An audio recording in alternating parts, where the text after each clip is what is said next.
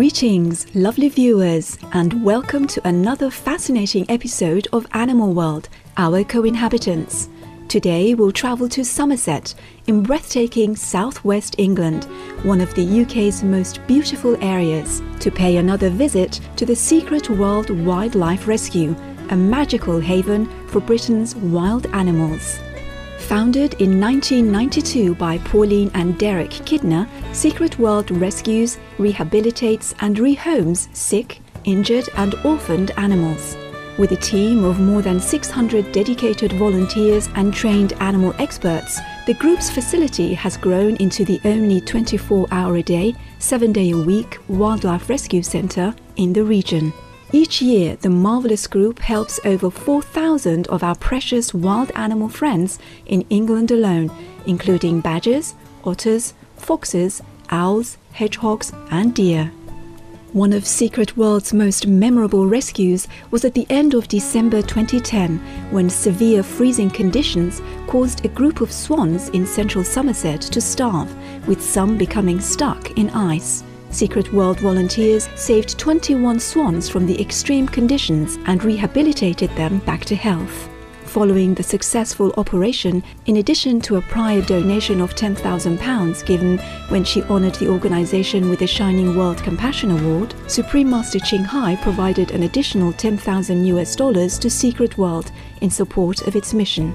Secret World has gained national recognition for its work, winning the British Broadcasting Corporation's or BBC's Animal Country Award in 1995, and has also been featured on numerous TV programmes in the UK. In 2001, Ms. Kidner was nominated for the BBC Animal Award due to her great contributions to the cause of animal welfare.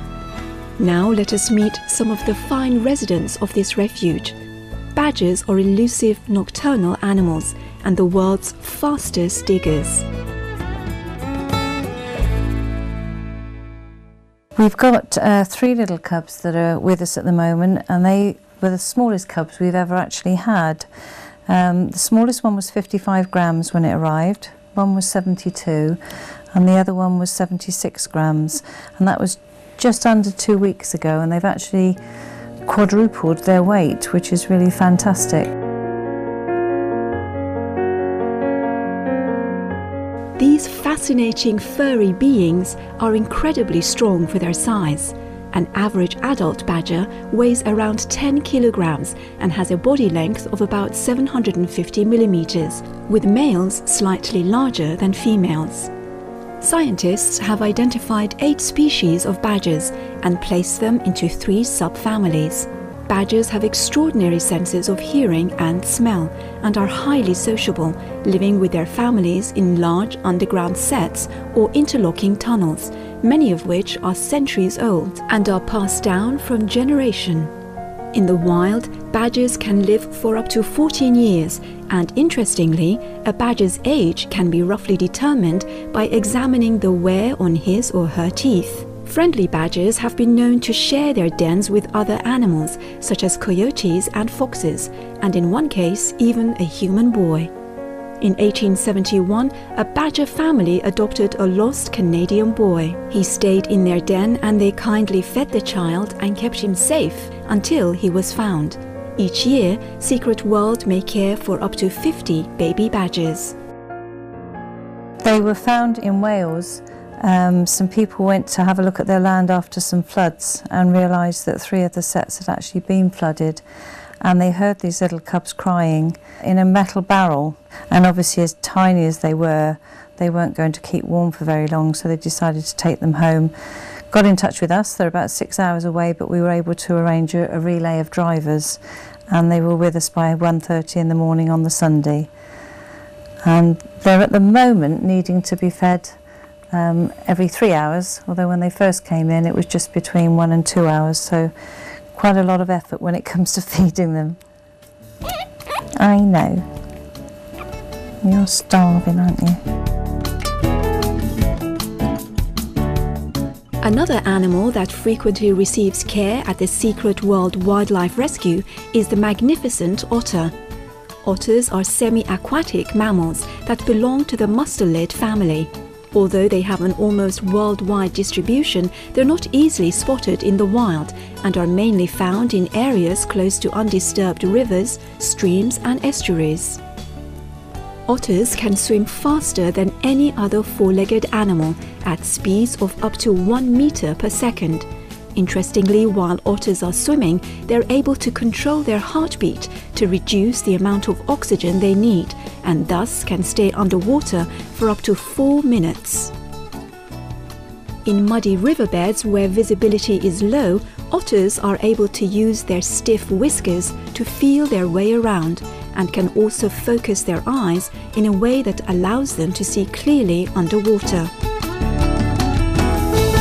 This little cub's been with us about a week.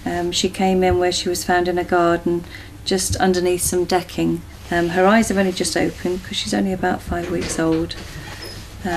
So still far too young to ever come out of the set on her own. She would need to be about 12 weeks before she would start coming above ground. And then this little boy's only just come in about half an hour ago. He was found curled up on the side of the road. He's about 7 weeks old, 6-7 weeks old. And we obviously think that he's lost mum somehow or other. Or sometimes when you get heavy rain and the rivers swell up, they will actually sometimes get washed out of holts. And because at the moment they're far too young to go swimming in water, they would float on the top, just bob up and down, and then the river would carry them further down. So it's very difficult to find mum, and there may well be more of these. We've sent volunteers out to have a look and see if they can find some more. During our time with Pauline Kidner, she gave us a tour of the Millie building, where young animals come for their last stage of rehabilitation before being released back into their natural habitats. This is what we call the Millie building. It was actually named after a little girl called Millie Havercroft, who sadly died in the year 2000. So when we eventually got this pen done, because Secret World was her favourite place, we named the building after Millie. It's a special building where all our orphaned animals, once they're weaned, they come down here because there's grassed enclosures attached to the pens, and it's a time for them to revert to being wild, really. This building has got a very long corridor, and there's about 14 pens in all. Small pens up this end, which allows us to put single animals in, but you'll find that each of the pens actually can take heat lamps, and they're all tiled so that if we put wet animals in there that need a lot of water, it's easy to keep it clean.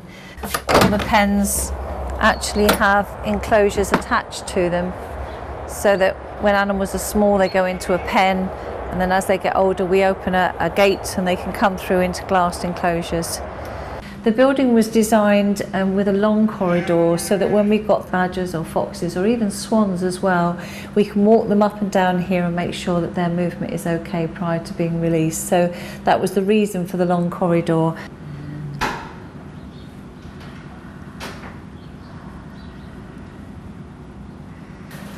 You're seeing us obviously in the winter, so a lot of the pens aren't in use. At the moment this is being used for hedgehogs because we've got absolutely hundreds of hedgehogs here over the winter. So this is a pen that's got hedgehogs in, but it can be used for squirrels or it can be used for small birds as well. Hedgehogs are adorable animals with prickly spines covering their bodies except for their face, belly and legs. Per hedgehog, there are up to 7,000 brown or grey spines on the tops of their bodies and soft grey fur underneath. They have 5 toes front and back, just like humans, and a great sense of hearing.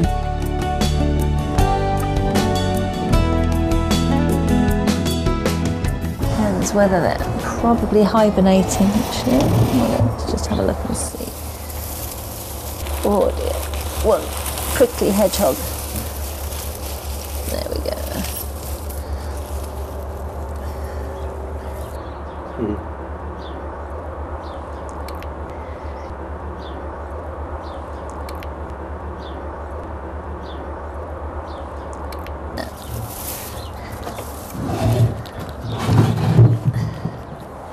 And we keep a track of all where the different hedgehogs have come from, because as much as possible we always put them back to where they've come from, because it will be an area that they'll know, and they'll know where to find food and water and where to actually live.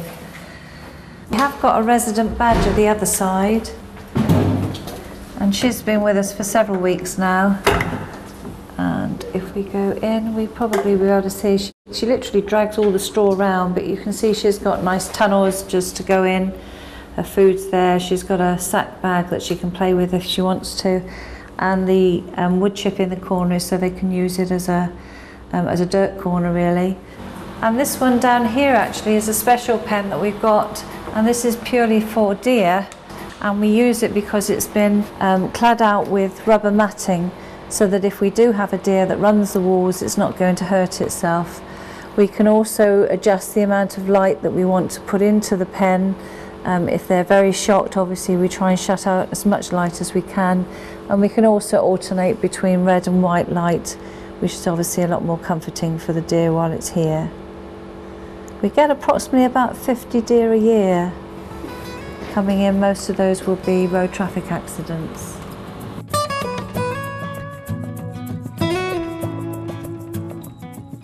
Bravo, compassionate Pauline Kidner and all the other staff and volunteers of the Secret World Wildlife Rescue for your praiseworthy work helping and safeguarding the lives of Britain's wild animals.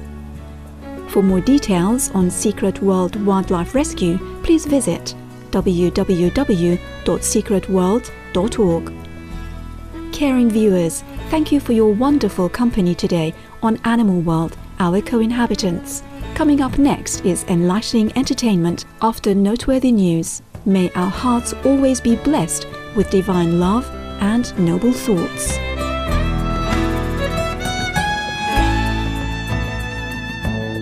For more details, please visit www.suprememastertv.com/AW.